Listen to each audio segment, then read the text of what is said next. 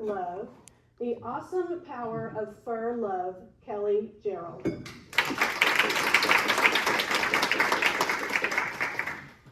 Fellow Toastmasters and welcome guests. When I say love, what comes to mind? Family, friends, romance. Love is one of life's greatest gifts because it connects us, it sustains us, it shapes us, but it also challenges us because human love requires sacrifice, forgiving, sharing, negotiating the thermostat setting. And then there is another kind of love, a love that never holds a grudge, never critiques your outfit, never needs couples therapy, and is convinced you're magnificent, even on your worst day. I call it fur love. And no one could deliver fur love better than my golden retriever, Gabriel. Gabriel was a registered therapy dog. For 3 years, we visited hospitals and nursing homes each week. Now, Gabriel knew a few tricks. He would retrieve a ball in a blaze of fur and glory, or offer a polite paw to shake. But most of the time, Gabriel simply sat beside people. He stared into their eyes with his expressive brown eyes and let them run their hands over his beautiful, soft fur. And then something amazing would happen. Patients that wanted nothing to do with humans would look up when Gabriel approached.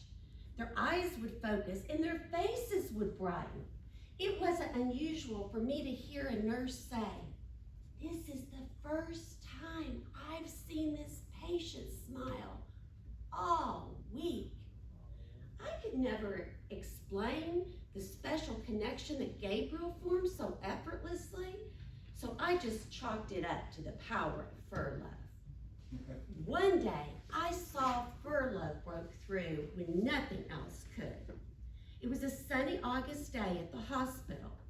Gabriel and I had visited patients who were gathered in the activity room, and then we went room to room to visit patients too sick to get out of bed.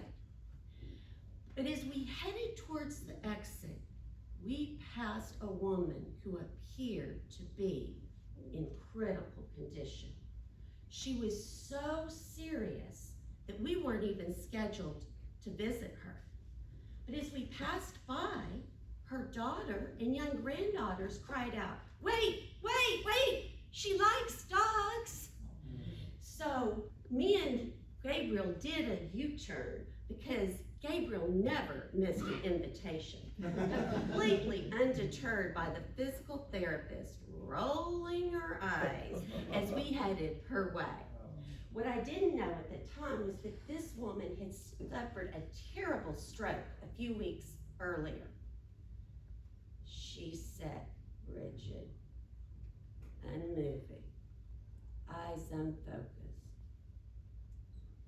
The physical therapist had not been able to get her to respond to anybody, not even her precious granddaughters. So I took the lady's hand and guided it to Gabriel's fur, helping her to pet him.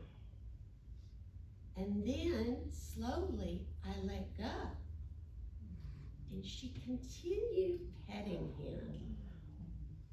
And then she turned her head, looked at Gabriel, and focused her gaze directly on him. This was a breakthrough for this woman and the beginning of her rehabilitation. And in that hospital, surrounded by skeptical professionals and hopeful family, fur love spoke louder than words ever could. What I didn't know was that this would be our final visit. A few days later, while playing in our front yard, Gabriel did a somersault and landed on his back. He was instantly paralyzed. The vet did everything he could to try to save him. But Gabriel's spinal cord had been severed, and less than 24 hours later, Gabriel was dead. I was overwhelmed with grief. Not only had I lost my beloved pet, but my pet fairy bird as well. And a question kept coming to my mind. Will I ever see Gabriel again? Do dogs go to heaven? Theologians have debated this question for centuries, and I don't know the answer. But in my soul searching, I sensed God impress something on my heart. I sensed him saying, love is never wasted. Love is eternal. And then an image came to my mind. Gabriel may not be physically at my side in heaven, but I can see someone walking up to me and saying, I remember you. You're the lady who brought Gabriel to visit when I was sick and in the hospital. Or, he brightened my day.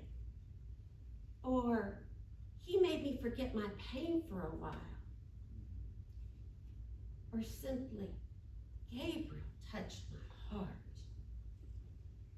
So yes, I will always miss Gabriel, but I have peace because I know that his spirit lives on in the lives of people whose hearts he touched forever. And that